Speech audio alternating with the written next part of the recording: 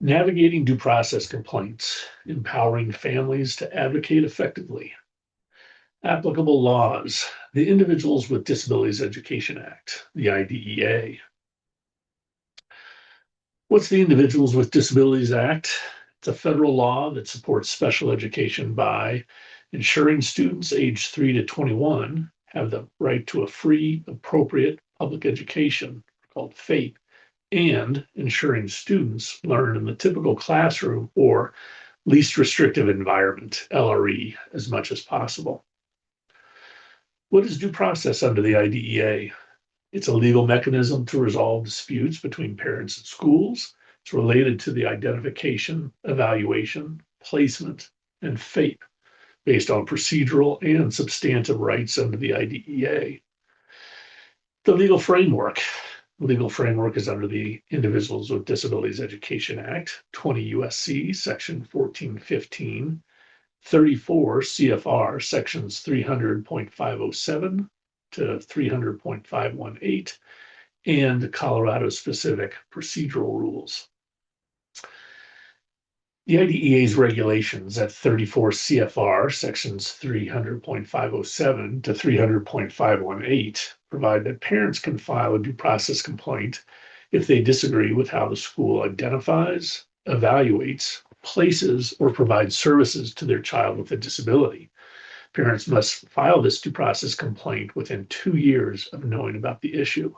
The school must offer information on free or low-cost legal help if a complaint is filed or requested. Colorado-specific procedural rules include that parents can file a complaint if you disagree with how the school identifies, evaluates, places, or supports your child with a disability within 2 years of the issue. The complaint goes to the Colorado Department of Education, or CDE, and must include details like your child's name, address of the residence of the child, name of the school the child is attending, a description of the nature of the problem, and a proposed resolution of the problem. A meeting to try and solve the issue is required within 15 days.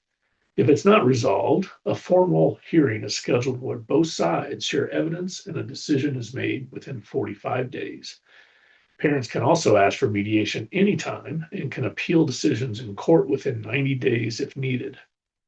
Grounds for filing a due process complaint: disagreement over evaluation results, disputes about eligibility, placement decisions, denial of a FAPE or procedural violations, the methodology, for example, evaluation, instruction, American Sign Language versus whole language, Gillingham versus Lindemood Bell, special education and related services, for example, speech or transportation, changes to a child's IEP program, suspension or expulsion of a child.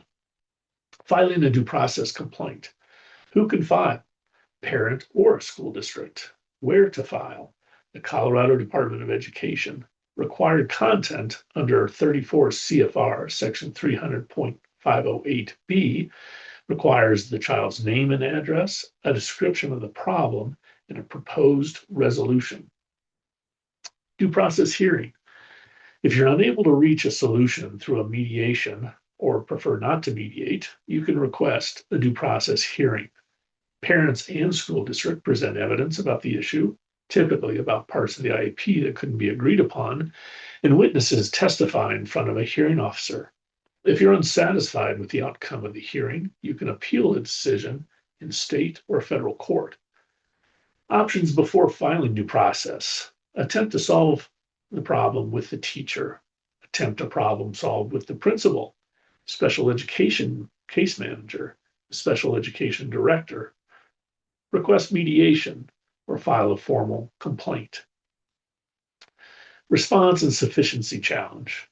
The school district must respond to the due process complaint within 10 days. Complaint can be challenged as insufficient. An administrative law judge or an ALJ decides sufficiency within 5 days.